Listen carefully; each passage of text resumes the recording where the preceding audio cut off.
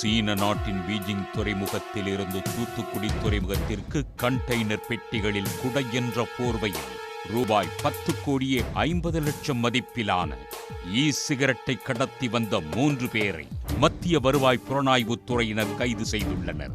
சீனாவில் இருந்து பட்டாசுகள், பொம்மைகள் உள்ளிட்டவற்றை சட்டவிரோதமாக தூத்துக்குடி துறைமுகத்திற்கு கடத்தப்பட்டு அவ்வப்போது பிடிபட்டு வருகிறது.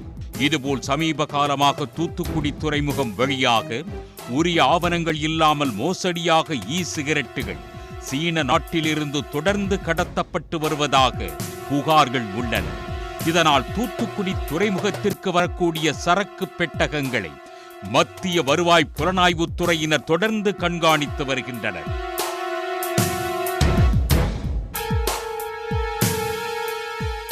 இந்த நிலையில் கடந்த 27ஆம் தேதி சீனாவில் உள்ள பீஜிங் துறைமுகத்திலிருந்து தூத்துக்குடி துறைமுகத்திற்கு கொண்டு வரப்பட்ட ஒரு கண்டெய்னரில் குடை என்ற பெயரில் மோசடியாக சிகரெட் கொண்டு வந்துள்ளதாக மத்திய வருவாய் புலனாய்வுத் துறையினருக்கு தகவல் கிடைத்தது.